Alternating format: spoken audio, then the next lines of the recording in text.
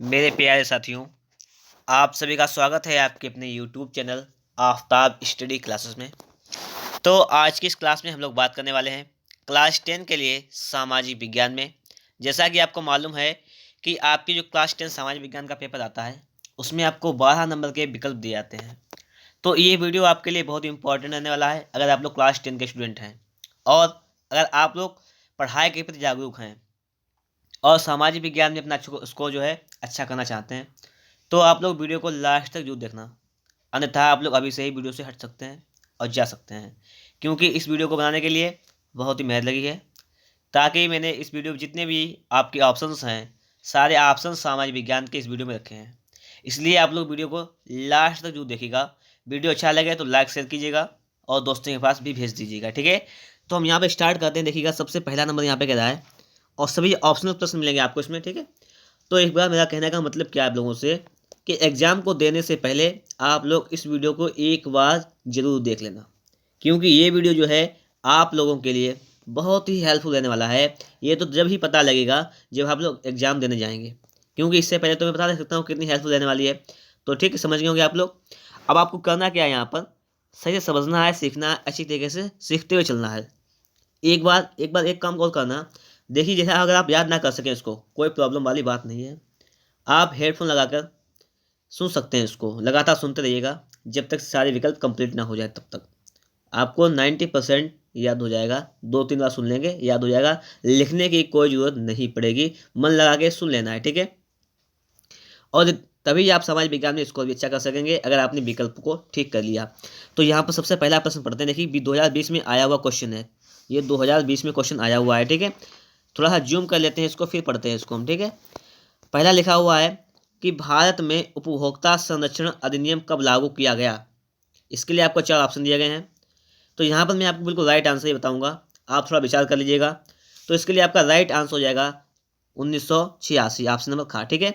तो भारत में उपभोक्ता संरक्षण अधिनियम कब लागू किया गया? 1986 में लागू किया गया। दूसरा क्वेश्चन है, आपको यहाँ पे लिखा हुआ है कि उपभोक्ता संरक्षण दिवस कब मनाया जाता है? 15 मार्च, 10 मार्च, 5 मार्च, 20 मार्च। तो इसके लिए आपका राइट आंसर हो जाएगा ऑप्शन नंबर ए, 15 मार्च।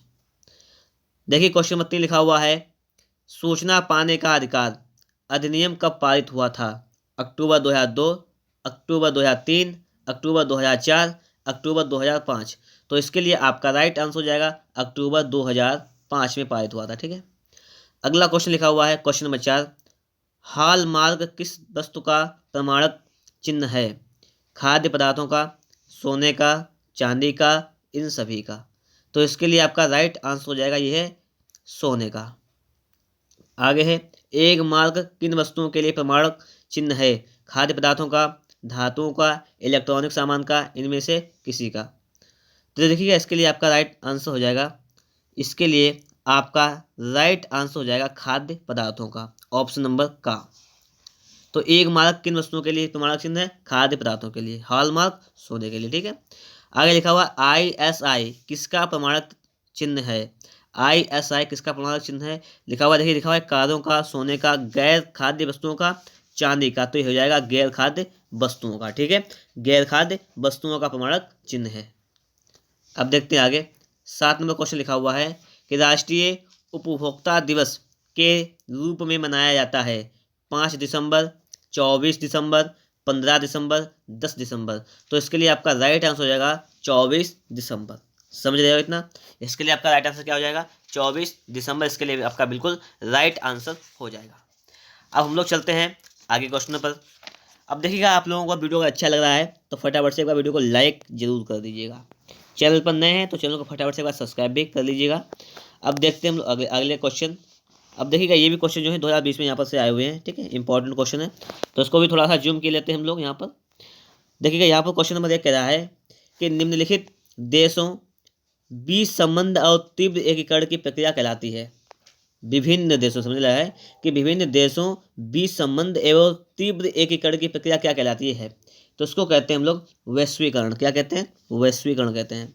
आगे लिखा हुआ है, सरकार द्वारा व्यापार अवरोधकों तथा प्रतिबंधों को हटाने की प्रक्रिया कहलाती है। सरकार द्वारा व्यापार अवरोधकों तथा प्रतिबंधों को हटाने की प्रक्रिया क्या कहलाती है, ये देखिएगा। तो उसको कहते हैं उदारीकरण। क्या कहते हैं? उदारीकरण कहते हैं।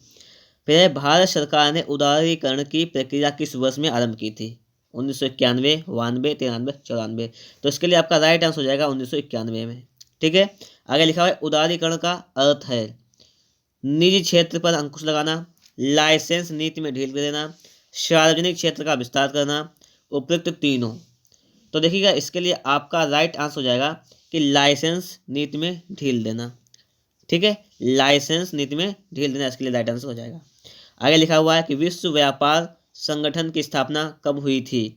1 जनवरी 1993, 1 जनवरी 1995, 1 जनवरी 1990, 1 जनवरी 1985। तो इसके लिए आपका राइट आंसर हो जाएगा 1 जनवरी 1995। बिल्कुल राइट आंसर हो जाएगा। समझ रहे हो इतना आप लोग। आगे बात करें, अगला लिखा हुआ है 6 नंबर। विश्व व्यापार संगठन का मुख्यालय है लंदन में, जेनेवा, टोक्यो, वाशिंगटन। तो इसके लिए आपका राइट आंसर हो जाएगा ऑप्शन नंबर खा। कहाँ है? जेनेवा में है। कहाँ है ये? विश्व व्यापार संगठन का मुख्यालय जेनेवा में है। ठीक है। आगे देखते हैं, अगला क्वेश्चन लिखा हुआ है आपके सामने। सर्वप्रथम विश्व व्यापार संगठन WTO किसके द्वारा शुरू हुआ? विकसित देश, विकासशील देश, अल्प विकसित देश, निर्धन देश।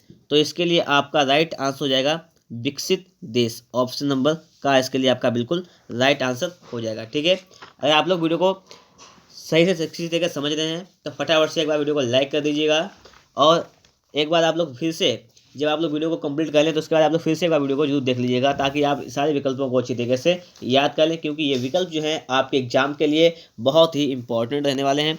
अब देखते हैं, हम लोग आगे चलते हैं। अब देखिए आगे आपसे क्या कह रहा है यहाँ पर, इसको देखते हैं। लिखा हुआ है, सही से समझना है इसको। द्वितीय क्षेत्रक में शामिल है।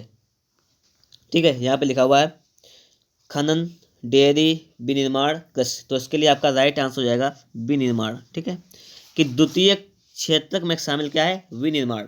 आगे लिखा हुआ है क्वेश्चन नंबर 2, सेवा व्यवसाय किस क्षेत्र के अंतर्गत आता है? प्राथमिक क्षेत्रक, द्वितीयक, तृतीयक, निजी क्षेत्रक। तो इसके लिए आपका राइट आंसर हो जाएगा तृतीय क्षेत्रक। किसके अंतर्गत आता है? ये आता है तृतीय क्षेत्रक। लिखा हुआ है निम्न में से क्या तृतीय क्षेत्र के अंतर्गत नहीं आता है? बैंक, उद्योग, बीमा, संचार। तो जो उद्योग जो है वो तृतीय क्षेत्र के अंतर्गत नहीं आता है। बाकी जो है यहाँ पर लिखा हुआ है आपका बैंक, बीमा, संचार, ये सभी तृतीय क्षेत्र के अंतर्गत आते हैं। ठीक है। आगे लिखा हुआ है कि कौन सा क्षेत्रक सबसे अधिक रोजगार देता है? प्राथमिक, द्वितीयक, तृतीयक, सार्वजनिक क्षेत्रक। तो इसके लिए आपका राइट आंसर हो जाएगा प्राथमिक क्षेत्रक। ठीक है। अब देखते हैं आगे कि भारत में राष्ट्रीय आय के आंकड़े कौन संकलित करता है? केंद्रीय सांख्यिकी संगठन, भारतीय रिजर्व बैंक, भारत का वित्त मंत्रालय, नीति उद्योग। तो इसके लिए आपका राइट आंसर हो जाएगा कि केंद्रीय, समझ लीजिए यहाँ पे लिखा हुआ है केंद्रीय सांख्यिकीय संगठन। आपका ऑप्शन नंबर का बिल्कुल राइट आंसर हो जाएगा। समझ गए। यहाँ पर क्वेश्चन नंबर 6 लिखा हुआ है वह क्षेत्र, क्वेश्चन नंबर 6 क्या कह रहा है कि वह क्षेत्र जिस पर सरकार का स्वामित्व, नियंत्रण तथा प्रबंधन होता है कहलाता है? निजी क्षेत्रक, सार्वजनिक क्षेत्रक, प्राथमिक क्षेत्रक, संगठित क्षेत्रक। तो इसके लिए आपका राइट आंसर हो जाएगा सार्वजनिक क्षेत्रक। ठीक है, समझ गए होगे इतना। अब चलते हैं आगे क्वेश्चन नंबर 7। देखिएगा क्या कह रहा है यहाँ पर, देख लेते हैं। सारे क्वेश्चन ये 2020 में आए हुए हैं, 7, 8, 9 तीनों क्वेश्चन। देखिएगा कह रहा है कि निम्नलिखित में से किस वर्ष महात्मा गांधी राष्ट्रीय ग्रामीण रोजगार गारंटी एक्ट चलाया गई? समझ गया कौन सा है? महात्मा गांधी राष्ट्रीय ग्रामीण रोजगार गारंटी योजना ये है। ये किस वर्ष चलाई गई थी, ये आपसे पूछा गया है। तो ये चलाई गई थी 2005 में। ठीक, कब चलाई गई थी? 2005 में चलाई गई थी। क्वेश्चन नंबर 8 हमारा कह रहा है अर्थव्यवस्था के सार्वजनिक तथा निजी क्षेत्र निम्नलिखित में से किस आधार पर विभाजित किए गए हैं? रोजगार की शर्तों पर, आर्थिक गतिविधि के अभाव स्वभाव पर, उद्यमों के स्वामित्व पर, उद्यम में नियोजित श्रमिकों की संख्या पर। तो इसके लिए आपका राइट आंसर हो जाएगा उद्यमों के स्वामित्व पर। आगे लिखा हुआ है कि एक वस्तु का अधिकांशतः प्राकृतिक प्रक्रिया से उत्पादन कहा जाता है? प्राथमिक क्षेत्रक, द्वितीयक, तृतीयक, सूचना प्रौद्योगिकी। तो इसके लिए आपका राइट आंसर हो जाएगा प्राथमिक क्षेत्रक। ऑप्शन नंबर का इसके लिए बिल्कुल राइट आंसर हो जाएगा। ठीक है, तो ये जो क्वेश्चन थे 7, 8, 9 ये आपके सन 2020 में आए हुए क्वेश्चन भी हैं, और ये सारे क्वेश्चन जितने बताने वाले हैं सारे क्वेश्चन आपकी क्लास के लिए एग्जाम के लिए बहुत ही इंपॉर्टेंट भी है। ठीक है, तो देखिएगा आगे चलते हैं हम लोग यहाँ पर। अब देखिएगा यहाँ पर आपके सामने आया है, इसको भी देख लेते हैं हम लोग। देखिए लास्ट में जो क्वेश्चन लिखे हुए हैं 10 और 11 ये जो क्वेश्चन 2020 में आए हुए हैं। ठीक है, और देखते हैं इसके लिए हम सबसे पहला क्वेश्चन हमारा क्या कह रहा है वो देखिएगा आप लोग। पहला क्वेश्चन लिखा हुआ है कि आय के अतिरिक्त हमारा बेहतर जीवन और किन बातों पर निर्भर करता है या किन तत्वों पर निर्भर करता है। सुरक्षा पर, स्वतंत्रता पर, समानता के व्यवहार पर, उपयुक्त सभी पर। तो इसके लिए आपका राइट आंसर हो जाएगा उपयुक्त सभी पर, सब चीज़ों में निर्भर करता है। आगे विभिन्न देशों में तुलना में कौन सा आर्थिक घटक सबसे अधिक महत्वपूर्ण माना जाता है। प्रति व्यक्ति आय, राष्ट्रीय आय, जनसंख्या, उपभोग व्यय। तो इसके लिए आपका राइट आंसर हो जाएगा प्रति व्यक्ति आय। आगे लिखा हुआ है शिशु स्वास्थ्य दर अधिक हो इसके लिए आवश्यक है अधिकतम आय, आधारभूत स्वास्थ्य एवं शिक्षण सुविधाओं की उपलब्धि, पर्याप्त प्राकृतिक साधन, अधिक कृषि उत्पादन। तो इसके लिए आपका राइट आंसर हो जाएगा आधारभूत स्वास्थ्य एवं शिक्षण सुविधाओं की उपलब्धि। ठीक है, आगे देखिएगा अगला क्वेश्चन। अगला क्वेश्चन कह रहा है कि भारत के किस प्रदेश में शिशु मृत्यु दर सबसे कम है। उत्तर प्रदेश, बिहार, केरल, राजस्थान। तो इसके लिए आपका राइट आंसर हो जाएगा केरल। ठीक है, आगे लिखा हुआ है कि साक्षरता दर से क्या आशय है। पढ़े लिखे लोगों की संख्या, निरक्षर लोगों की संख्या, 7 वर्ष और उससे अधिक आयु के लोगों में साक्षर जनसंख्या का अनुपात, इनमें से कोई नहीं। तो देखिएगा इसके लिए आपका राइट आंसर हो जाएगा ग नंबर, 7 वर्ष और उससे अधिक आयु के लोगों में साक्षर जनसंख्या का अनुपात, ये बिल्कुल राइट आंसर हो जाएगा। ठीक है, हम लोग चलते हैं नेक्स्ट क्वेश्चन। क्वेश्चन नंबर 6 हमारा क्या कह रहा है उसको देखते हैं। क्वेश्चन नंबर 6 लिखा हुआ है कि विश्व बैंक ने देशों का वर्गीकरण करने के लिए मापदंड का प्रयोग किया है। राष्ट्रीय आय, उपभोग व्यय, प्रति व्यक्ति आय, प्रति व्यक्ति निवेश। तो इसके लिए आपका राइट आंसर हो जाएगा प्रति व्यक्ति आय, ऑप्शन नंबर ग बिल्कुल राइट आंसर हो जाएगा। आगे लिखा हुआ है विश्व बैंक के अनुसार 2016 में भारत की प्रति व्यक्ति आय क्या थी। ठीक है, 1820 वार्षिकी लिखा है डॉलर। ठीक है, डॉलर लिखा 1820 वार्षिकी, 1840 वार्षिकी, 1900 वार्षिकी, 2040 वार्षिकी।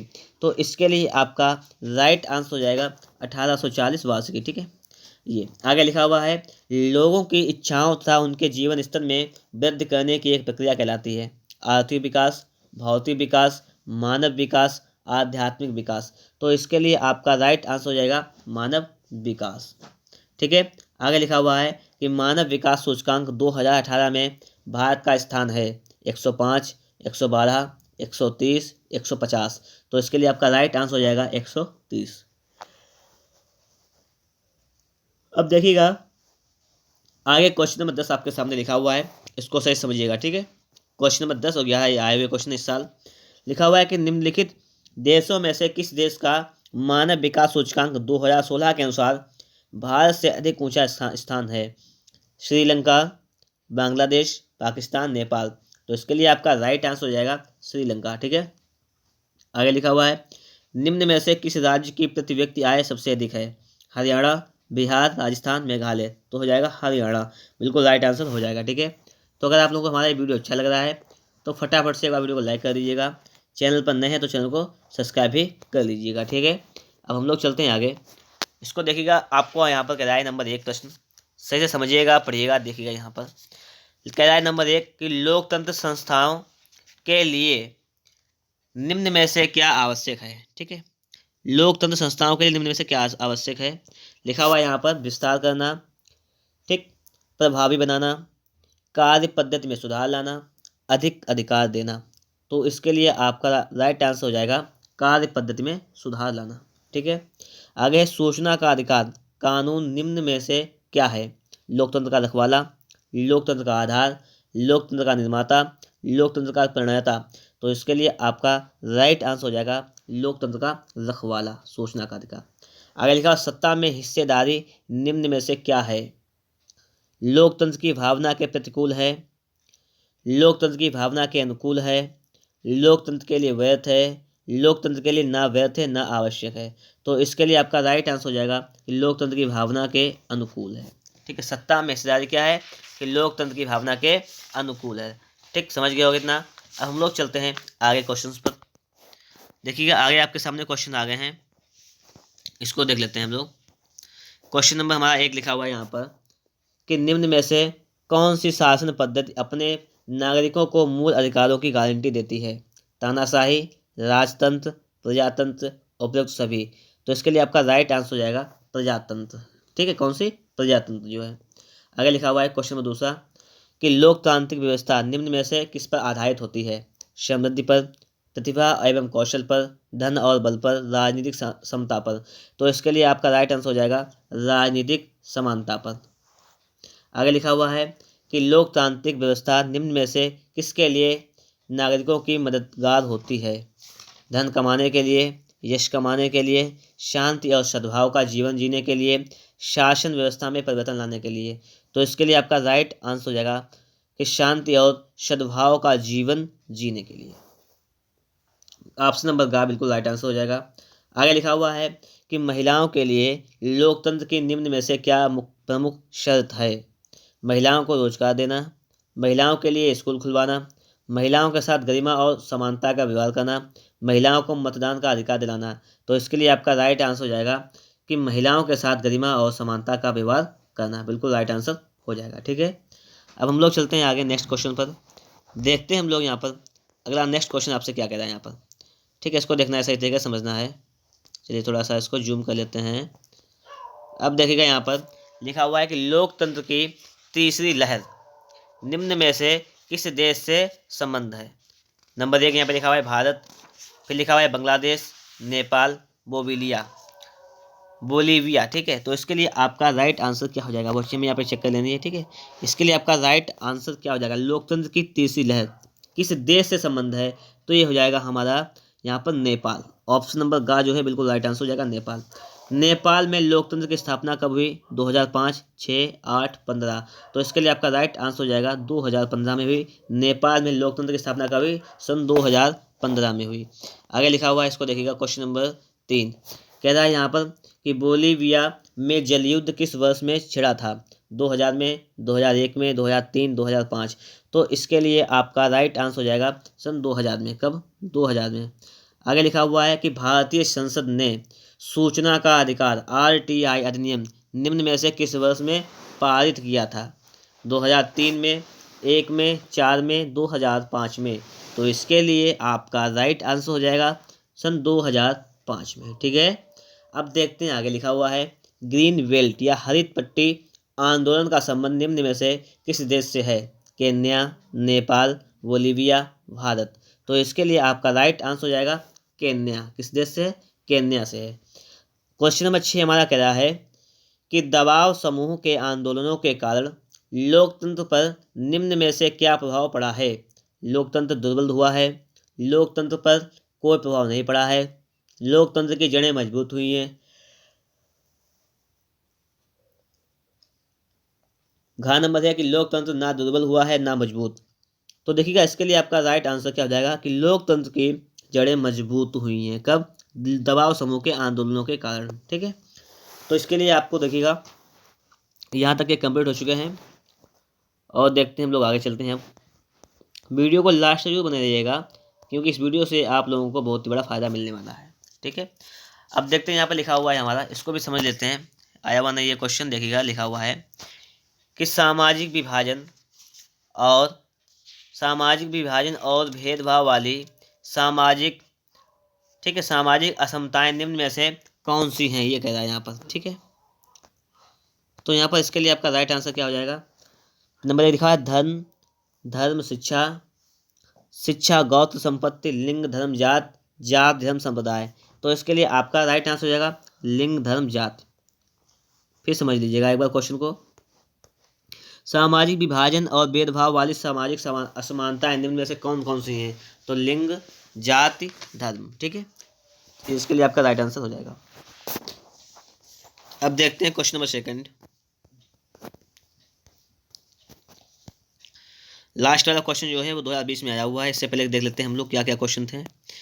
अब देखिएगा यहाँ पर जो क्वेश्चन है वो देखिएगा, कह रहा है कि निम्न में से किस देश में सबसे अधिक सर्वाधिक सार्वजनिक जीवन में महिलाओं की भागीदारी का स्तर काफ़ी ऊंचा है? भारत, चीन, अमेरिका, स्वीडन। तो इसके लिए आपका राइट आंसर हो जाएगा स्वीडन। ठीक है, किसका? स्वीडन का।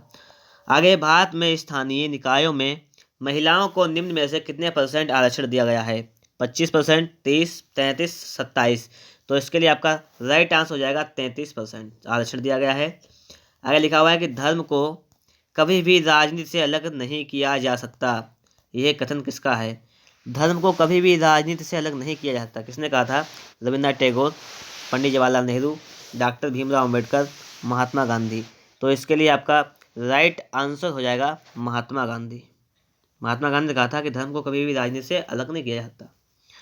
आगे लिखा हुआ है क्वेश्चन नंबर 5 कि जातिगत भेदभाव से मुक्त सामाजिक व्यवस्था के लिए निम्न में से किसने काम किया है? महात्मा गांधी, डॉक्टर भीमराव अम्बेडकर, दयानंद सरस्वती, राजा राम मोहन राय। तो इसके लिए आपका राइट आंसर हो जाएगा डॉक्टर भीमराव अम्बेडकर। ठीक है, डॉक्टर भीमराव अम्बेडकर इसके लिए राइट आंसर हो जाएगा। आगे लिखा हुआ है कि सार्वभौम वयस्क मताधिकार से क्या आशय है? एक व्यक्ति एक वोट, वयस्कों को ही वोट देने का अधिकार, शिक्षित व्यक्तियों को ही वोट देने का अधिकार, पुरुषों को ही वोट देने का अधिकार।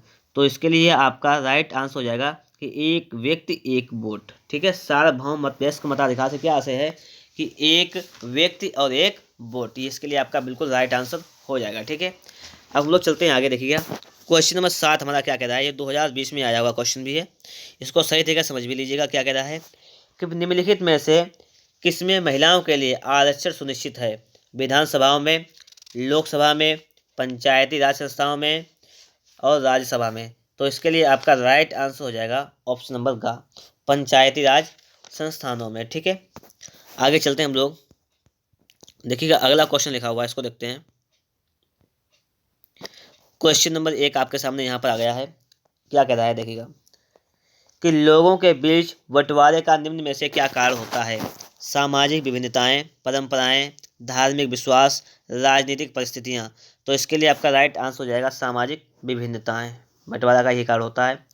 आगे लिखा हुआ है कि शासन द्वारा ताकत के बल पर एकता बनाए रखने के निम्न में से क्या परिणाम होते हैं? विभाजन, संघर्ष, शांति, स्थायी एकता।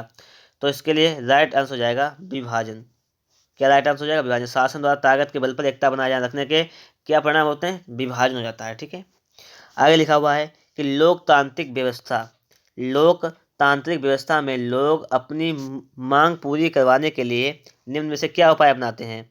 मारकाट करके, क्रांति करके, शांतिपूर्ण तरीके, संवैधानिक तरीके से, हिंसक संघर्ष करके। तो इसके लिए आपका राइट आंसर हो जाएगा कि शांतिपूर्ण संवैधानिक तरीके से। ठीक है, क्या तरीका अपनाते हैं? शांतिपूर्ण संवैधानिक तरीके से। आगे लिखा हुआ है कि निम्नलिखित में से किस देश को धार्मिक और जातीय पहचान के आधार विखंडन का सामना करना पड़ा? बेल्जियम, भारत, ठीक है, यूगोस्लाविया, नीदरलैंड। तो इसके लिए आपका राइट आंसर हो जाएगा यूगोस्लाविया। ठीक है, क्या राइट आंसर हो जाएगा? यूगोस्लाविया। आगे लिखा हुआ मानव अधिकार दिवस कब मनाया जाता है? 10 दिसंबर, 5 सितंबर, 14 नवंबर, 15 अगस्त। तो इसके लिए आपका राइट आंसर हो जाएगा कि 10 दिसंबर, जिसे कहते हैं मानवाधिकार। एक में ही पढ़ लेते हैं। मानवाधिकार दिवस कब मनाया जाता है? 10 दिसंबर को मनाया जाता है। आया हुआ क्वेश्चन है, 2014 में आया है, 15 में आया है, 18 में आया है, 20 में भी आया है। ठीक है, तो क्वेश्चन आए हुए भी हैं। आगे देखते हैं आगे क्वेश्चन क्या कह रहा है, इसको देखिएगा। लिखा है लोकतंत्र में सत्ता का ऊर्ध्वाधर बंटवारा निम्न में से क्या कहलाता है?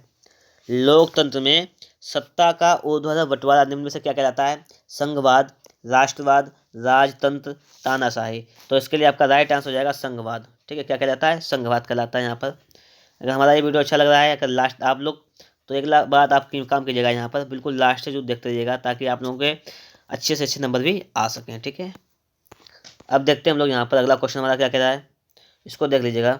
अगला क्वेश्चन लिखा हुआ है कि वर्तमान समय में विश्व के कितने राष्ट्र संघीय शासन व्यवस्था में हैं? 50, 45, 25, 35। तो इसके लिए आपका राइट आंसर हो जाएगा 25 राष्ट्र। कितने राष्ट्र हैं? 25 राष्ट्र।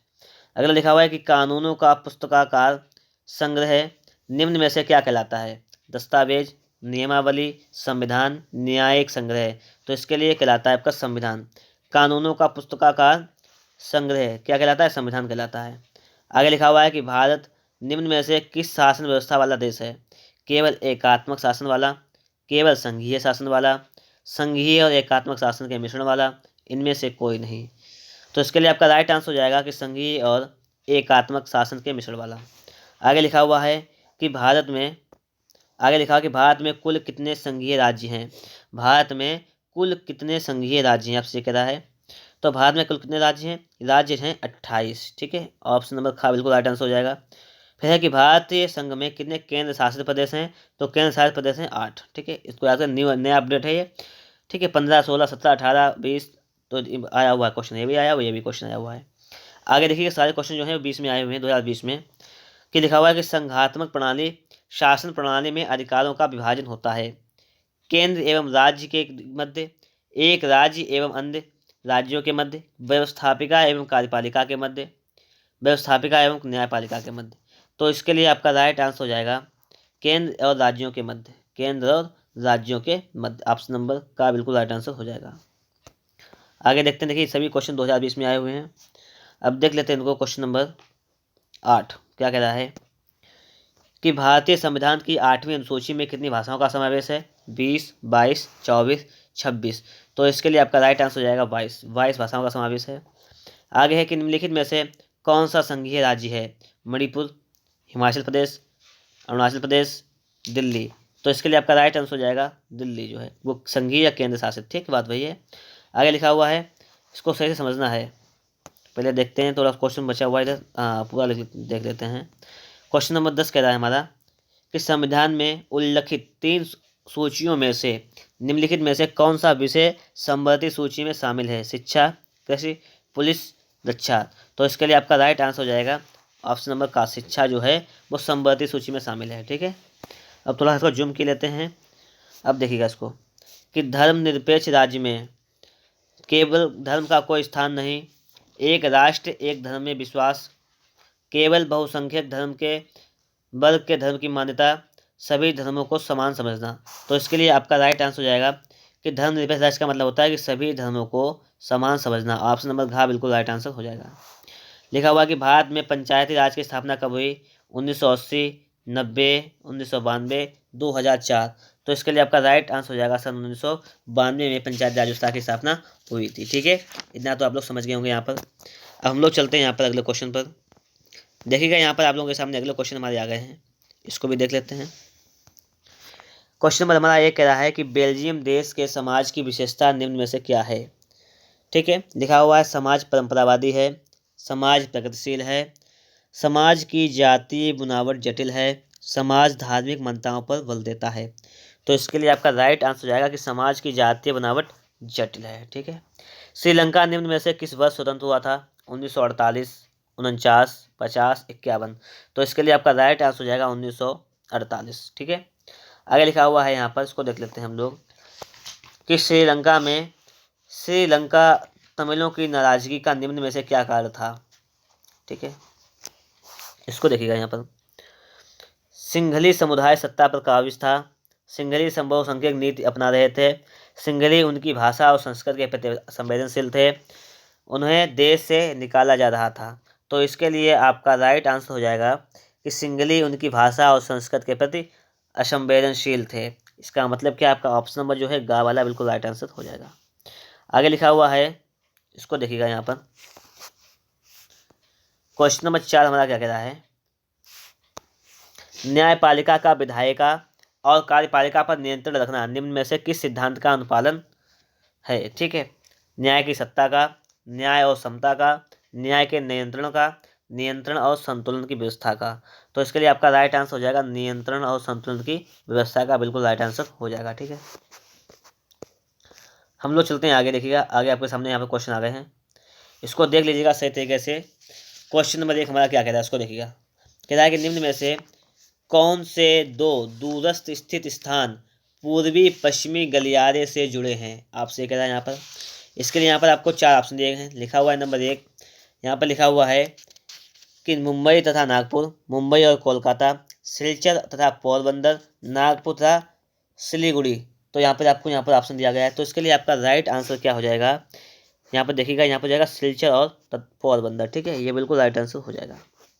अगर हम इसके आगे क्वेश्चंस की बात करें तो इसका भी देख लेते हैं हम लोग। यहाँ पर अगला लिखा हुआ है कि निम्न में से कौन सा पत्तन पूर्वी तट पर स्थित है जो अंतः स्थलीय तथा अधिकतम गहराई का पत्तन है तथा सुरक्षित है? चेन्नई, तूतीकोरिन, पारादीप, विशाखापट्टनम। तो इसके लिए आपका राइट आंसर हो जाएगा विशाखापट्टनम। ठीक है, आगे बात करें अगले क्वेश्चन की। लिखा हुआ है 3 नंबर, निम्न में से कौन सा परिवहन साधन भारत के प्रमुख परिवहन साधन है? पाइपलाइन, सड़क परिवहन, रेल परिवहन, वायु परिवहन। ठीक है, तो यहाँ पे कह रहा है कि निम्न में से कौन सा परिवहन साधन भारत के प्रमुख परिवहन साधन है? तो भारत में है प्रमुख रेल परिवहन। ठीक है, बिल्कुल राइट आंसर हो जाएगा रेल परिवहन।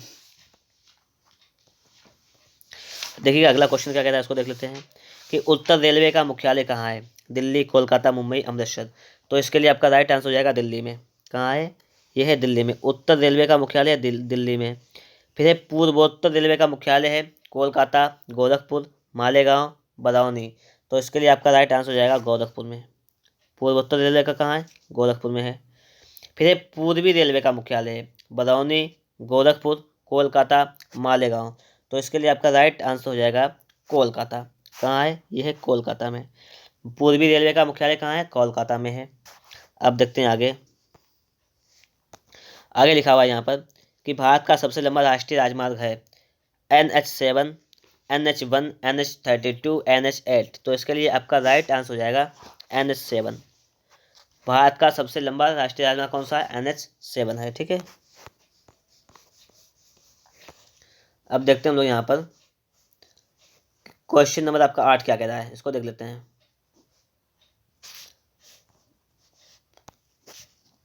निम्नलिखित में से संचार का माध्यम कौन सा है? वायु सेवा, रेल सेवा, दूरदर्शन, जल सेवा। तो इसके लिए आपका राइट आंसर हो जाएगा दूरदर्शन। ठीक है, क्या है? दूरदर्शन जो है वो संचार का सबसे अच्छा माध्यम है। आगे लिखा हुआ है कि भारत में निम्नलिखित वस्तुओं में से सबसे अधिक किस वस्तु का निर्यात किया जाता है? मशीनरी, चाय, उर्वरक, खनिज तेल। ये इंपॉर्टेंट विकल्प हैं, इनको अच्छी तरीके से समझ लीजिएगा।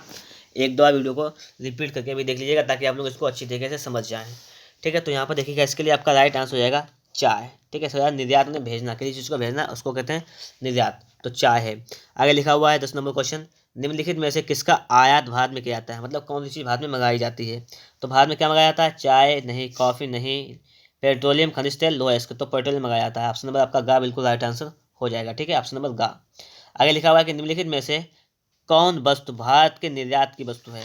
खनिज तेल, जूट निर्मित वस्तुएं, मशीनें, रसायन। तो इसके लिए आपका राइट आंसर हो जाएगा, समझिएगा बात आप लोग यहाँ पर, जूट निर्मित वस्तुएं जो निर्यात की सबसे अच्छी चीज़ है, निर्यातक है। ठीक, भेजी जाती है। फिर आगे लिखा हुआ है कि भारत की निम्नलिखित में से कौन सी आयातित वस्तु है? मतलब कौन सी मंगाई जाती है? जूट निर्मित वस्तुएं, चाय, चमड़े की वस्तुएं, खाद्य तेल। तो इसके लिए आपका राइट आंसर हो जाएगा खाद्य तेल जो है वो आयातित फसल है, मतलब मंगाई जाती है। आगे देखते हैं, आगे 13 नंबर में। 13 नंबर कह रहा है कि निम्नलिखित में से कौन सी भारत की निर्यातक वस्तु है? लोहे एवं इस्पात का सामान, चमड़ा एवं चमड़ा निर्मित वस्तुएं, खाद्य तेल, पेट्रोलियम एवं पेट्रोलियम उत्पाद। भारत की निर्यातक वस्तुएं कौन सी हैं, हमसे ये पूछ रहा है। तो उसके लिए आपका राइट आंसर हो जाएगा चमड़ा और चमड़ा निर्मित वस्तुएं निर्यात करते हैं। ठीक है, यहाँ पर आगे है कि निम्नलिखित में से किस वस्तु का निर्यातक भारत नहीं है?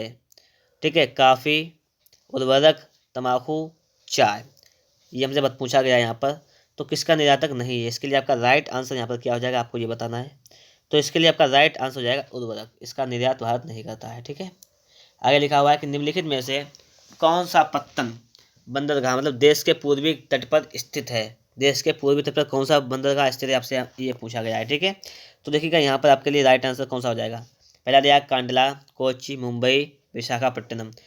तो निम्नलिखित में से कौन सा बंदरगाह जो है देश के पूर्वी तट पर स्थित है? पूर्वी तट पर स्थित कौन सा है? ये है विशाखापट्टनम। ठीक है, पूर्वी तट पर स्थित है विशाखापट्टनम। फिर विदेशी व्यापार किसके मध्य होता है? दो देशों के मध्य। ठीक, आगे लिखा हुआ है दो प्रदेशों के मध्य, दो नगरों के मध्य, दो गांवों के मध्य। तो विदेशी व्यापार आप तो समझ रहे होंगे, विदेशी मतलब देशों के मध्य। जब व्यापार दो देशों के मध्य में होता है तो उसे हम कहते हैं विदेशी व्यापार। क्या कहते हैं? विदेशी व्यापार कहते हैं। तो इसके लिए आपका राइट आंसर कौन सा हो जाएगा? ऑप्शन नंबर का इसके लिए बिल्कुल राइट आंसर हो जाएगा। ठीक है, समझ गए होगे इतना आप लोग। अब देखते हैं अगले क्वेश्चंस को, आपके अगले क्वेश्चंस क्या कह रहे हैं उनको भी देख लेते हैं, अच्छी तरीके से समझना है। ठीक है, वीडियो को लास्ट तक देखते रहिएगा, फिर आप लोग स्कोर भी बहुत बेहतर सा करेंगे। अब देखते हैं यहाँ पर जो क्वेश्चन नंबर आपका 1 लिखा हुआ है इसमें क्या कह रहा है। क्वेश्चन नंबर 1 हमें बता रहा है, यहाँ पर देखिएगा, क्वेश्चन नंबर 1 कह रहा है कि निम्नलिखित में से कौन सा खनिज अपक्षरित पदार्थ के अवशिष्ट भाग को त्यागता हुआ चट्टानों के अपघटन से बनता है। कोयला, बॉक्साइट, सोना, जस्ता। तो देखिएगा इसके लिए आपका राइट आंसर हो जाएगा बॉक्साइट जो है वो। ठीक है, ऑप्शन नंबर खा बिल्कुल राइट आंसर हो जाएगा। आगे लिखा हुआ है कि झारखंड में स्थित कोडरमा निम्नलिखित में से किस खनिज का अग्रणी उत्पादक है। कोडरमा जो है किसका उत्पादक है, बॉक्साइट, अभ्रक, लौह अयस्क, तांबा। तो इसके लिए आपका राइट आंसर क्या हो जाएगा, समझिएगा बात आप लोग, यहाँ पर अभ्रक क्या हो जाएगा, अभ्रक बिल्कुल राइट आंसर हो जाएगा। फिर आगे लिखा हुआ है यहाँ पर, उसको देखते हैं हम लोग, ये अभ्रक हो जाएगा कि निम्नलिखित चट्टानों में से किस चट्टान के स्तरों में खनिजों का निक्षेपण और संचयन होता है। तलछटी चट्टानें, कायांतरिक चट्टानें, आग्नेय चट्टानें, इनमें से कोई नहीं। ठीक है, तो इसके लिए आपका राइट आंसर हो जाएगा तलछटी चट्टानें। ठीक है, बिल्कुल राइट आंसर हो जाएगा। आगे लिखा हुआ है कि मोनाजाइट रेत में निम्नलिखित में से कौन सा खनिज पाया जाता है। मोनाजाइट रेत में कौन सा खनिज पाया जाता है, खनिज तेल, यूरेनियम, थोरियम, कोयला। तो इसके लिए आपका राइट आंसर हो जाएगा थोरियम पाया जाता है। ठीक है, मोनाजाइट रेत में थोरियम पाया जाता है। आगे लिखा हुआ है कि निम्न में से कौन धात्विक खनिज नहीं है, बॉक्साइट, मैग्नीज, अभ्रक, तांबा। तो इसके लिए आपका राइट आंसर कौन सा हो जाएगा, बताइएगा फटाफट से। तो इसके लिए आपका राइट आंसर हो जाएगा अभ्रक। ठीक है, निम्नलिखित में से कौन धात्विक खनिज नहीं है, तो अभ्रक जो है वो धात्विक खनिज नहीं है। अब देखते हैं आगे बात करते हैं। क्वेश्चन नंबर आपका 6 क्या कह रहा है, इसको देख लीजिएगा। क्वेश्चन नंबर 6 कह रहा है कि एल्यूमिनियम निम्न में से किस खनिज से प्राप्त किया जाता है, बॉक्साइट, मैग्नीज, लौह अयस्क, सीसा। तो इसके लिए आपका राइट आंसर क्या हो जाएगा, ऑप्शन नंबर का बॉक्साइट से। आगे लिखा है रानीगंज कोयले की खान स्थित है, पश्चिम बंगाल, बिहार, झारखंड, उड़ीसा। तो इसके लिए आपका राइट आंसर हो जाएगा कि पश्चिम बंगाल में है। आगे लिखा हुआ है कि मुंबई हाई का संबंध किससे है, बंदरगाह, पर्यटन स्थल, पर्वतीय चोटी, खनिज तेल। तो इसका राइट आंसर हो जाएगा खनिज तेल। ठीक है, क्या है, खनिज तेल से संबंध है मुंबई हाई का। आगे लिखा हुआ है कि भारत में अभ्रक उत्पादन में किस राज्य का प्रथम स्थान है, बिहार, झारखंड, आंध्र प्रदेश, मध्य प्रदेश। तो इसके लिए आपका राइट आंसर हो जाएगा कि झारखंड। ठीक है, क्या हो जाएगा इसके लिए, झारखंड। इसके लिए आपका बिल्कुल राइट आंसर हो जाएगा। आगे हम बात करें, देखिएगा अगला क्वेश्चन लिखा हुआ है, इसको देखते हैं। लिखा हुआ है यहाँ पर क्वेश्चन नंबर 10 कि भारत में कोयला उत्पादन में प्रथम स्थान किसका है, झारखंड, बिहार, मध्य प्रदेश, आंध्र प्रदेश। तो कोयला उत्पादन में सबसे पहला स्थान है झारखंड का, तो झारखंड हमारा राइट आंसर हो जाएगा हमारा यहाँ पर। आगे लिखा हुआ है कि निम्नलिखित में से कौन सा ऊर्जा संसाधन नहीं है, जल, पेट्रोलियम, कोयला, मैग्नीज। तो देखिएगा इसके लिए आपका राइट आंसर हो जाएगा मैग्नीज। ठीक है, मैग्नीज जो है वो ऊर्जा का संसाधन नहीं है। आगे लिखा हुआ है कि निम्नलिखित में से कौन सा गैर परंपरागत ऊर्जा का स्रोत है, कोयला, पेट्रोलियम, सौर ऊर्जा, प्राकृतिक गैस। तो इसके लिए आपका राइट आंसर हो जाएगा कि सौर ऊर्जा। आगे बात में लिखा हुआ है 13 नंबर क्वेश्चन कि भारत में पवन ऊर्जा का विशाल केंद्र कहाँ स्थित है। भारत में पवन ऊर्जा का विशाल केंद्र कहाँ स्थित है, उत्तराखंड, तमिलनाडु, हिमाचल प्रदेश, राजस्थान लिखा हुआ है। तो इसके लिए आपका राइट आंसर हो जाएगा तमिलनाडु। क्या हो जाएगा, तमिलनाडु। इसके लिए आपका बिल्कुल राइट आंसर हो जाएगा। ठीक है, अब देखते हैं अगला क्वेश्चन नंबर 14 क्या लिखा हुआ है, इसको देखते हैं हम लोग यहाँ पर। क्वेश्चन नंबर 14 लिखा हुआ है हमारा, देखिएगा इसको समझिएगा। कह रहा है यहाँ पर कि झरिया प्रसिद्ध है लौह अयस्क के लिए, कोयला के लिए, तांबा के लिए, बॉक्साइट के लिए। तो इसके लिए आपका राइट आंसर हो जाएगा कि झरिया किसके लिए प्रसिद्ध है, ये है कोयला के लिए। आगे के निम्नलिखित में से कोलार किससे संबंधित है, कोलार तांबा से, बॉक्साइट से, सोना से, एल्यूमिनियम से। तो देखिएगा इसके लिए आपका राइट आंसर है कोलार जो है वो किससे संबंधित है, सोना से। कोलार सोना से संबंधित है। आगे देखिए लिखा हुआ है रानीगंज प्रसिद्ध है कोयले के लिए, तांबा के लिए, बॉक्साइट के लिए, चूना पत्थर के लिए। तो रानीगंज किसके लिए प्रसिद्ध है, कोयला के लिए। आगे लिखा कि विश्व में सबसे अधिक अभ्रक उत्पादक देश कौन सा है, ये पूछा गया है। चीन, जापान, अमेरिका, भारत। तो इसके लिए आपका राइट आंसर हो जाएगा भारत। कौन सा देश है, भारत। आगे देखिए लिखा है बॉक्साइट किस धातु का अयस्क है? सीसा, तांबा, जस्ता, एल्यूमिनियम। तो ये हो जाएगा, ये एल्यूमिनियम का अयस्क है। निम्नलिखित में से कौन सा धात्विक खनिज है? अभ्रक, जिप्सम, तांबा, हीरा। तो इसके लिए आपका राइट आंसर धातुआं यह है तांबा। ठीक है। आगे लिखा हुआ है कि मैंगनीज आवश्यक है तांबा उद्योग के लिए, लौह इस्पात उद्योग के लिए, एल्यूमिनियम उद्योग के लिए, इनमें से किसी उद्योग के लिए नहीं। तो इसके लिए आपका राइट आंसर हो जाएगा ऑप्शन नंबर खा, लोहा इस्पात उद्योग के लिए। इसके लिए आपका बिल्कुल राइट आंसर हो जाएगा लोहा इस्पात उद्योग के लिए। ठीक है, समझ लोगे इतना। अब देखिए हम लोग बात करते हैं आगे क्वेश्चंस के बारे में, इनको भी देख लेते हैं इस तरीके से क्या क्वेश्चंस कहते हैं। ठीक है, क्वेश्चन को याद करने से पहले देख लीजिए क्वेश्चन सारे इंपॉर्टेंट हैं, सारे क्वेश्चन आए हुए भी हैं। ठीक है, सारे क्वेश्चन आपके ये आए हुए हैं, इसलिए इनको सही तरीके से समझिएगा, समझते हुए चलेंगे। ठीक है, लिखा हुआ है यहाँ पर पहला क्वेश्चन लिखा हुआ है कि भूदान आंदोलन किसके द्वारा आरंभ किया गया? महात्मा गांधी, इंदिरा गांधी, जवाहरलाल नेहरू, आचार्य विनोबा भावे। तो इसके लिए आपका राइट आंसर हो जाएगा आचार्य विनोबा भावे। अगला लिखा हुआ है कि बिहार के चंपारण के किसानों में के आंदोलन का कारण निम्न में से क्या था? कपास की खेती, चावल की खेती, नील की खेती, अफीम की खेती। तो इसके लिए आपका राइट आंसर हो जाएगा नील की खेती। बिहार के चंपारण के किसानों का आंदोलन का कारण क्या था? नील की खेती। आगे निम्नलिखित में से बायोडीजल फसल कौन सी है? बायोडीजल फसल कौन सी है? सूरजमुखी, अरंडी, जट्रोफा, नारियल। तो इसके लिए आपका राइट आंसर हो जाएगा जट्रोफा। इसके लिए आपका जट्रोफा राइट आंसर हो जाएगा। आगे लिखा हुआ है कि निम्न में से कौन सा जूट उत्पादक राज्य है? उड़ीसा, पश्चिम बंगाल, बिहार, असम। तो इसके लिए आपका राइट आंसर हो जाएगा पश्चिम बंगाल। ऑप्शन नंबर खा बिल्कुल राइट आंसर हो जाएगा। ठीक है, आगे लिखा हुआ है ऑपरेशन फ्लड श्वेत क्रांति संबंधित है? नमक उत्पादन, ऊन उत्पादन, दुग्ध उत्पादन, चीनी उत्पादन। तो देखते हैं हम लोग यहाँ पर इसके लिए राइट आंसर हो जाएगा कि दुग्ध उत्पादन से। ठीक है, किससे संबंधित है? दुग्ध उत्पादन से संबंधित है। आगे लिखा हुआ है कि निम्नलिखित में से कौन सी बागानी फसल है? निम्नलिखित में से कौन सी बागानी फसल है? गन्ना, कपास, जूट, कहवा। तो इसके लिए आपका राइट आंसर हो जाएगा कपास। बागानी फसल कौन सी है? कपास। आगे लिखा हुआ है कि निम्नलिखित में से कौन औद्योगिक फसल है? गेहूं, दालें, मक्का, चाय। ये लिखा हुआ है। तो इसके लिए आपका राइट आंसर हो जाएगा चाय। चाय जो है वो औद्योगिक फसल है। ठीक है, आगे देखते हैं क्वेश्चन नंबर हमारा 8 क्या कह रहा है, देखिएगा। ये तो क्वेश्चन 2020 में सारे क्वेश्चन आए हुए हैं। ठीक है, 2020 में आए हुए हैं, देख लीजिए आप लोगों ने इतना। कह रहा है यहाँ पे हरित क्रांति संबंधित है, दुग्ध उत्पादन, वृक्षारोपण, कृषि उत्पादन, मत्स्य उत्पादन। तो देखिएगा यहाँ पर इसके लिए राइट आंसर हो जाएगा कृषि उत्पादन। आगे है निम्नलिखित में से कौन सी रबी की फसल है? धान, बाजरा, गेहूं, मक्का। तो इसके लिए आपका राइट आंसर हो जाएगा गेहूं। ठीक है निम्नलिखित में से कौन खरीफ की फसल है? चना, धान, कपास, खा और गा। मतलब धान और कपास दोनों, ये आपसे पूछा गया है। तो इसके लिए आपका राइट आंसर हो जाएगा घा नंबर, मतलब खा और घा दोनों, ये धान और कपास दोनों हो जाएंगे। लिखा इनमें से कौन सी रबी की फसल है? धान, दालें, मोटे अनाज, कपास। तो इसके लिए आपका राइट आंसर हो जाएगा मोटे अनाज जो है वो रबी की फसल है।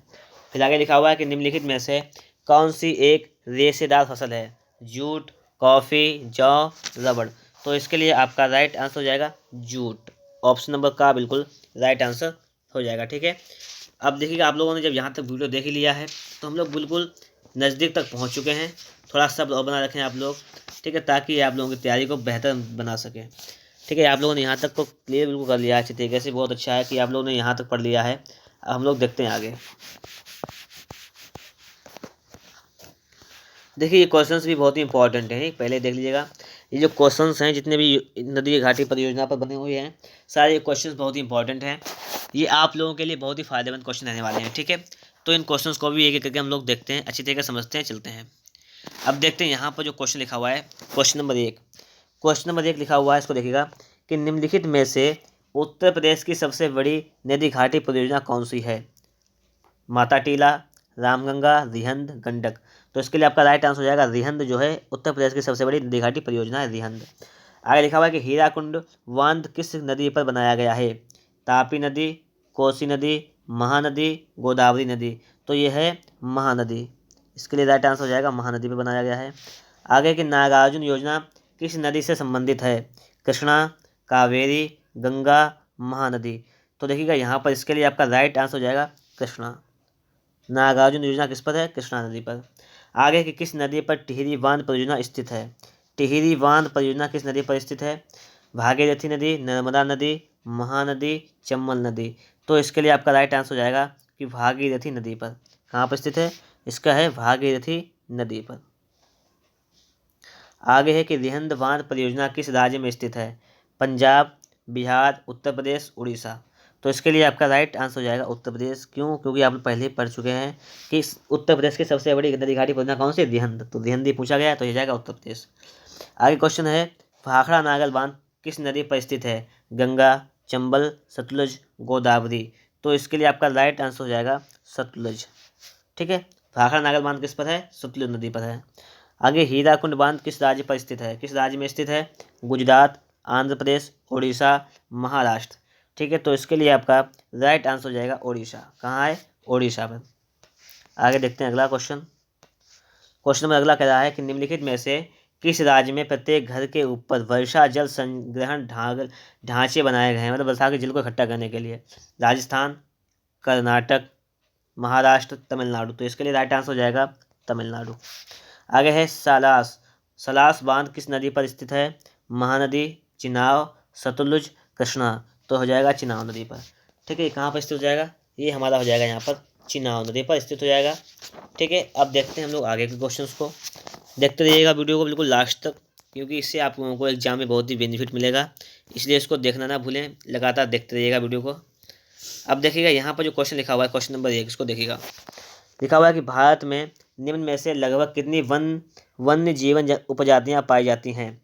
91,000, 81,000, 8,000, 10,000। तो इसके लिए आपका राइट आंसर हो जाएगा 81,000। आगे लिखा हुआ है निम्नलिखित में से संकटग्रस्त जीव कौन सा है? गेंडा, कबूतर, हिरण, हाथी। तो हो जाएगा गेंडा। संकटग्रस्त मतलब गायब होने वाला, संकट में है। बक्सा टाइगर रिजर्व निम्न में से किस राज्य में है? बिहार, पश्चिम बंगाल, असम, अरुणाचल प्रदेश। तो इसके लिए आपका राइट आंसर हो जाएगा पश्चिम बंगाल में है। आगे लिखा हुआ है, इसको देखते हैं हम लोग कि भारत में वन्य जीवन रक्षण अधिनियम निम्न में से किस वर्ष लागू किया गया था? ये हमसे पूछा गया है। तो इसके लिए आपका राइट आंसर क्या हो जाएगा ये बताना है आप लोगों को। इसके लिए आपका राइट आंसर हो जाएगा, एक दिया गया 1992, 1982, 1972, 1962। तो हो जाएगा 1972। इसके लिए आपका बिल्कुल राइट आंसर हो जाएगा। है कि चिपको आंदोलन चलाने का श्रेय निम्न में से किसे दिया जाता है? महात्मा गांधी, विनोबा भावे, सुंदरलाल बहुगुणा, मेधा पाटेकर। तो हो जाएंगे सुंदरलाल बहुगुणा। ठीक है, चिपको आंदोलन का श्रेय दिया जाता है सुंदरलाल बहुगुणा जी को दिया जाता है। आगे की भारत के कितने % भूभाग पर वन है? 22.8, 23.6, 25.9, 21.05। तो इसके लिए आपका राइट आंसर हो जाएगा 21.05 भाग पर वन है। ठीक है, आगे है सुंदरबन राष्ट्रीय पार्क किस राज्य में स्थित है? असम, ओडिशा, पश्चिम बंगाल, मध्य प्रदेश। तो इसके लिए आपका राइट आंसर हो जाएगा, ये हो जाएगा पश्चिम बंगाल में है। कहाँ है? ये हमारा पश्चिम बंगाल में सुंदरबन राष्ट्रीय पार्क कहाँ है? पश्चिम बंगाल। आगे देखते हैं क्वेश्चन नंबर 8 कि चिपको आंदोलन संबंधित है मृदा संरक्षण, वन संरक्षण, जल संरक्षण, वायु संरक्षण। तो इसके लिए आपका राइट आंसर हो जाएगा वन संरक्षण से। ठीक है, चिपको आंदोलन किससे संबंधित है? वन संरक्षण से संबंधित है। अब देखते हैं आगे क्वेश्चन हम लोग। देखिए अगला क्वेश्चन आपके सामने यहाँ पे लिखा हुआ है कि लौह अयस्क किस प्रकार का संसाधन है? ठीक है, कह रहा है यहाँ पर ऑप्शन नंबर 1 नवीकरण योग्य। ठीक है, यहाँ पे कह रहा है जैव प्रवाह अवनीकरण योग्य। ठीक है, तो इसके लिए आपका राइट आंसर हो जाएगा, यहाँ पर देखिएगा सबसे पहले इसके लिए आपका राइट आंसर हो जाएगा अवनीकरण योग्य। किस प्रकार का है? अवनीकरण योग्य। आगे है ज्वारीय ऊर्जा निम्नलिखित में से किस प्रकार का संसाधन नहीं है? पुनः पूर्ति योग्य, मानवकृत, अजैव, अचक्रीय। तो इसके लिए आपका राइट आंसर हो जाएगा मानवकृत। ठीक है, क्या हो जाएगा इसके लिए आपका राइट आंसर? मानवकृत। आगे लिखा हुआ है कि निम्नलिखित में से किस प्रांत में सीढ़ीदार या सोपानी खेती की जाती है? पंजाब, हरियाणा, उत्तर प्रदेश के मैदान, उत्तराखंड। तो इसके लिए आपका राइट आंसर हो जाएगा उत्तराखंड में जो है खेती कैसे की जाती है? सीढ़ीदार। ठीक है, इसे कहते हैं सोपानी खेती की जाती है उत्तराखंड में। आगे निम्नलिखित में से किस राज्य में काली मृदा पाई जाती है? जम्मू कश्मीर, गुजरात, राजस्थान, झारखंड। तो इसके लिए आपका राइट आंसर हो जाएगा गुजरात। ठीक है, कहाँ पाई जाती है? गुजरात। आगे अगला क्वेश्चन है कि चाय की खेती के लिए कौन सी मिट्टी सबसे अधिक उपयुक्त होती है? पर्वतीय, लाल, जलोढ़, लेटराइट मिट्टी। तो देखिएगा इसके लिए आपका राइट आंसर हो जाएगा पर्वतीय मिट्टी। चाय की खेती के लिए कैसी मिट्टी की आवश्यकता होती है? पर्वतीय मिट्टी। आगे देखिए लिखा हुआ है कि निम्नलिखित में से कौन सी मिट्टी कपास खेती के लिए सबसे अधिक उपयुक्त होती है? बहुत बार आया हुआ क्वेश्चन है। जलोढ़, काली, लाल, बलुई। तो इसके लिए आपका राइट आंसर हो जाएगा काली मिट्टी। क्या हो जाएगा? काली मिट्टी बिल्कुल राइट आंसर हो जाएगा। ठीक है, अब देखते हैं क्वेश्चन नंबर 7 को। देखते हैं हम लोग यहाँ पर। क्वेश्चन नंबर 7 कह रहा है कि जलोढ़ मिट्टी पाई जाती है पर्वतीय क्षेत्रों में, मैदानी क्षेत्रों में, पठारी क्षेत्रों में, रेगिस्तानी क्षेत्रों में। तो इसके लिए आपका राइट आंसर हो जाएगा कि मैदानी क्षेत्रों में। कहाँ पाई जाती है? मैदानी क्षेत्रों में पाई जाती है। आगे लिखा हुआ कि जलोढ़ मिट्टी का निर्माण होता है पवन द्वारा, नदी द्वारा, हिमानी द्वारा, ज्वालामुखी द्वारा। तो इसके लिए आपका राइट आंसर हो जाएगा कि नदी द्वारा। जलोढ़ मिट्टी का निर्माण कैसे होता है? नदी द्वारा होता है। आगे काली मिट्टी का निर्माण होता है वायु से, ग्लेशियरों से, ज्वालामुखी विस्फोट से, नदियों से। तो ये होता है ज्वालामुखी विस्फोट से। समझ लो यहाँ पर। इसके लिए क्या राइट आंसर हो जाएगा कि काली मिट्टी का निर्माण कैसे होता है? ज्वालामुखी विस्फोट से होता है। आगे की पर्वतों पर मृदा अपरदन का साधन है पवन, हिमनद, जल, पशुचारण। तो इसके लिए आपका राइट आंसर क्या हो जाएगा बताइएगा? इसके लिए आपका राइट आंसर हो जाएगा यहाँ पर हिमनद। क्या राइट आंसर हो जाएगा? हिमनद। पर्वतों पर मृदा अपरदन का साधन क्या है? हिमनद। आगे है कि निम्नलिखित में से कौन अजैवीय संसाधन है? अजैवीय संसाधन कौन है ये बताना है। चट्टानें, पशु, पौधे, मछलियाँ। ठीक है, तो आपका यहाँ पर इसके लिए राइट आंसर कौन सा जाएगा बताना है आप लोगों को। तो इसके लिए आपका राइट आंसर हो जाएगा चट्टानें। क्या राइट आंसर हो जाएगा? चट्टानें। आगे लिखा हुआ कि निम्नलिखित में से किस राज्य में काली मिट्टी पाई जाती है? झारखंड, गुजरात, राजस्थान, बिहार। तो कहाँ पाई जाती है काली मिट्टी? पाई जाती है गुजरात में। कपास की खेती के लिए बहुत महत्वपूर्ण होती है। पंजाब में भूमि निम्नीकरण का प्रमुख कारण है खनन क्रिया, वनोन्मूलन, अत्यधिक सिंचाई। ठीक है, अति पशुचारण। तो इसके लिए राइट आंसर हो जाएगा पंजाब में भूमि निम्नीकरण का प्रमुख कारण है अत्यधिक सिंचाई का। किसका कारण है? अत्यधिक सिंचाई। अब देखते हैं यहाँ पर अगला क्वेश्चन नंबर क्या कह रहा है इसको देखते हैं। देख, सारे क्वेश्चन 2020 में आए हुए हैं इधर। अब देखिएगा यहाँ पर क्वेश्चन नंबर हमारा 17-14 कह रहा है कि लाल पीली मिट्टी पाई जाती है दक्कन के पठार में, मालवा प्रदेश में, ब्रह्मपुत्र घाटी में, थार रेगिस्तान में। तो देखिएगा इसके लिए आपका राइट आंसर क्या हो जाएगा? दक्कन के पठार में। आगे क्वेश्चन लिखा हुआ है कि भूमि एक संसाधन है प्राकृतिक, मानव निर्मित, सौर ऊर्जा से निर्मित, उपयुक्त में से कोई नहीं। तो कैसा साधन है? ये प्राकृतिक साधन है, प्रकृति द्वारा दिया गया वरदान में है प्राकृतिक साधन। आगे है निम्नलिखित में से एक मिट्टी का प्रकार नहीं है काली, पीली, लेटराइट, सीमेंट। तो इसके लिए आपका राइट आंसर हो जाएगा प्राकृत। इसके लिए आपका राइट आंसर हो जाएगा सीमेंट। मिट्टी का प्रकार नहीं, सीमेंट जो है मिट्टी का नहीं प्रकार है। काली मिट्टी होती है, पीली मिट्टी होती है, लेटराइट, लेकिन सीमेंट प्रकार की मिट्टी नहीं होती है। आगे लिखा हुआ है कि यहाँ पर देखिएगा कि निम्नलिखित में से कौन सा नवीनीकरण योग्य संसाधन नहीं है। ठीक है, यहाँ पर लिखा हुआ है पवन ऊर्जा, जल, जीवाश्म ईंधन, वन। तो इसके लिए आपका राइट आंसर हो जाएगा वन। ऑप्शन नंबर आपका जो घ है वो बिल्कुल राइट आंसर हो जाएगा। ठीक है, हम लोग चलते हैं आगे क्वेश्चंस पर। अब देखिएगा आपके सामने लिखा हुआ है, इसको देख लेते हैं, अच्छी तरीके से समझना है हमें। क्या क्वेश्चन कह रहा है इसको देखिएगा। लिखा हुआ है क्वेश्चन कि एल डोराडो नगर निम्न में से किस नाम से विख्यात था? हीरों का नगर, फैशन का नगर, सोने का नगर, उद्योगों का नगर। तो ये प्रसिद्ध था सोने का नगर। आगे है कि प्राचीन काल में सामाजिक, आर्थिक, राजनीतिक प्रगति के लिए निम्न में से क्या उत्तरदायी था? उपनिवेशवाद, साम्राज्यवाद, तकनीकी प्रगति, उपयुक्त सभी। तो इसके लिए आपका राइट आंसर हो जाएगा तकनीकी प्रगति। ऑप्शन नंबर ग बिल्कुल राइट आंसर हो जाएगा। आगे लिखा हुआ कि विश्व बैंक और IMF ने किस वर्ष में काम करना शुरू किया था? 1945, 46, 48, 47। तो इसके लिए आपका राइट आंसर हो जाएगा 1947 में।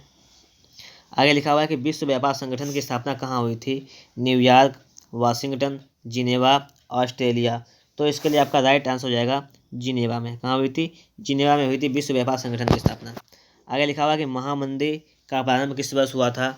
1919, 1924, 1929, 1934। तो इसके लिए आपका राइट आंसर हो जाएगा 1929। ठीक है, आगे लिखा हुआ है संयुक्त राष्ट्र संघ का मुख्यालय कहाँ स्थित है? तो ये है वाशिंगटन, जिनेवा, न्यूयॉर्क, ऑस्ट्रेलिया। तो संयुक्त राष्ट्र संघ का मुख्यालय है न्यूयॉर्क में। इसके लिए आपका ऑप्शन नंबर ग जो है वो बिल्कुल राइट आंसर हो जाएगा। समझ गए हो इतना? अगर वीडियो आपको अच्छा लगा है, अभी तक वीडियो को लाइक नहीं किए हैं तो फटाफट से वीडियो को लाइक जरूर कर दीजिएगा। ठीक है, हम लोग चलते हैं आगे क्वेश्चंस पर। देखिएगा इसको भी देख लीजिएगा, अच्छी तरीके से समझिएगा। लिखा हुआ है कि गांधी जी ने रॉलेट एक्ट के विरुद्ध निम्न में से किस वर्ष में राष्ट्रव्यापी आंदोलन चलाया था? 1917 में, 1918, 19, 1920। उसके लिए आपका राइट आंसर हो जाएगा 1919 में चलाया था। ठीक है, आगे है कि निम्नलिखित दो लिखा हुआ है यहाँ पर दूसरे में कि महात्मा गांधी ने असहयोग आंदोलन कब प्रारंभ किया था।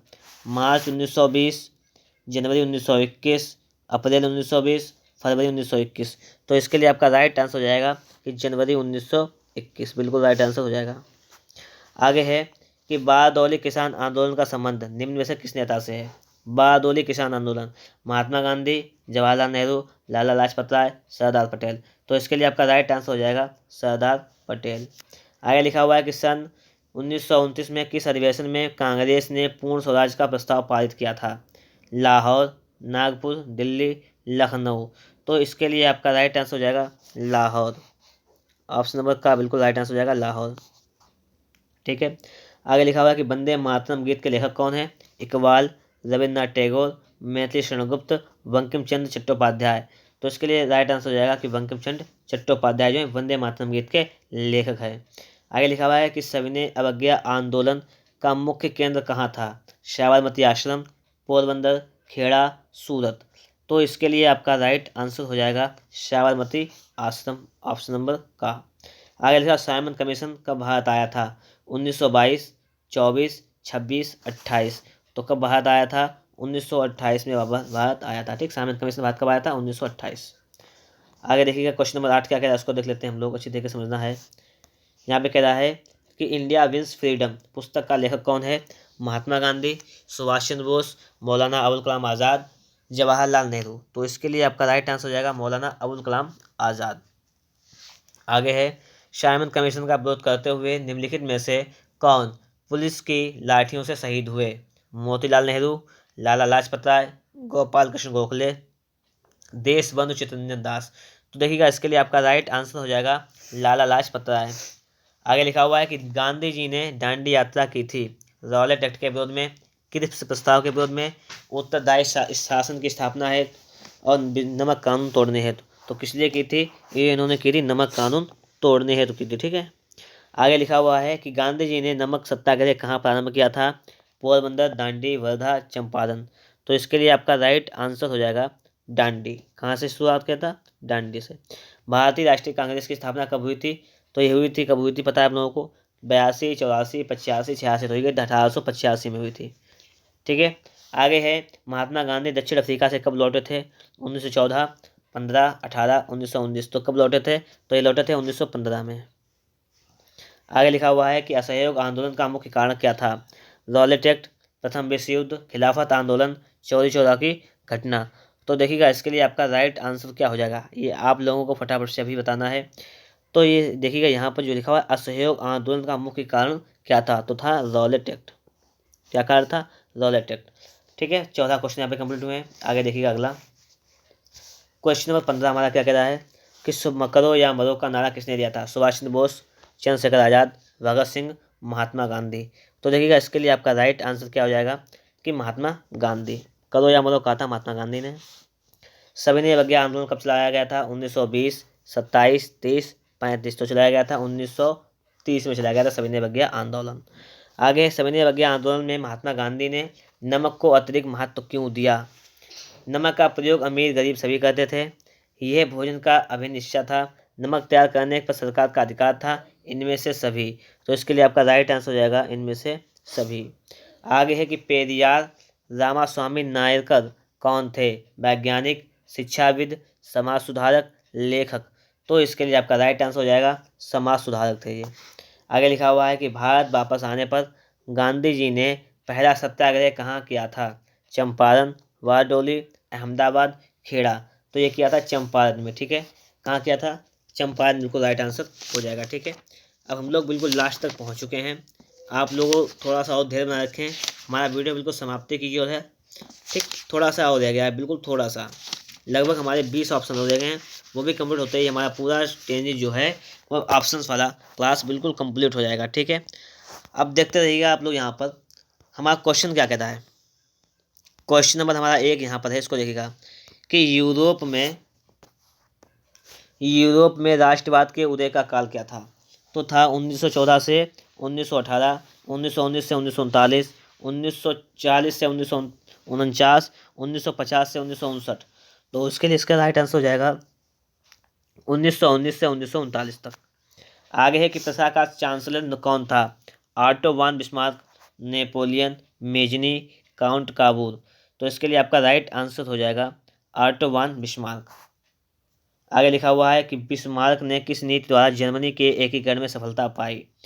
ठीक है, किस नीति के द्वारा? उदारवादी नीति, लोकतांत्रिक नीति, पृथक्करण नीति, रक्त और लोहा नीति। तो रक्त और लोहा नीति के द्वारा। आगे है कि निम्नलिखित में से किसने इटली के एकीकरण को संभव बनाया? इटली के एकीकरण को मेजनी, गेरिबाल्डी, काबूल, उपयुक्त सभी ने। तो जाएगा उपयुक्त सभी ने। आगे गेरिबाल्डी ने किस देश की राष्ट्रीय एकता के लिए संघर्ष किया था? ऑस्ट्रिया, इटली, जर्मनी, रूस। तो इसके लिए आपका राइट आंसर हो जाएगा इटली।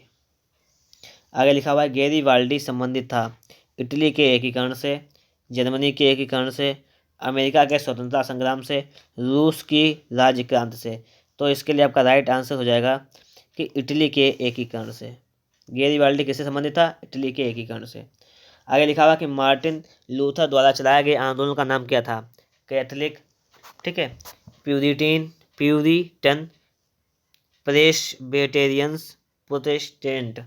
तो यहाँ पर इसके लिए राइट आंसर हो जाएगा प्रोटेस्टेंट। ठीक है, क्या हो जाएगा? प्रोटेस्टेंट। ठीक है, यहाँ तक 7 तक हो गया। देखिएगा 8 नंबर क्वेश्चन क्या कह रहा है, उसको देख लेते हैं हम लोग। 8 नंबर क्वेश्चन है कि मार्टिन लूथर का संबंध किस देश से था?